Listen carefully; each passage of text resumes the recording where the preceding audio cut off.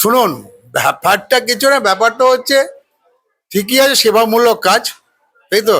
এই সেবার পেছনে যেন অন্য কিছু না লুকিয়ে থাকে, ঠিক আছে? প্রতি বছরেই এই স্কুলে উচ্চ মাধ্যমিকের কেন্দ্র করে পরীক্ষা দিতে আসে প্রচুর শিক্ষার্থী। Yes. তো সেই অনুযায়ী আপনার বিক্রি বাটা কেমন হয় এই পরীক্ষা কদিন?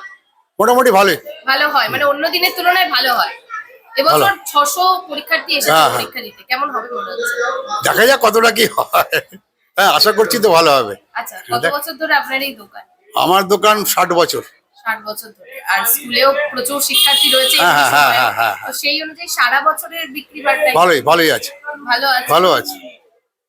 আর এই যে পরীক্ষা দিতে আসছে এত সবাই এত দূর থেকে, কোনোদিন কি এমন কিছু চোখে পড়েছে যেটা সব থেকে আলাদা বা কিছু? আলাদা মানে কি, ছাত্রছাত্রীদের তো বিহেভ গুলো খুবই ভালো লাগে, ব্যবহারগুলো খুবই ভালো।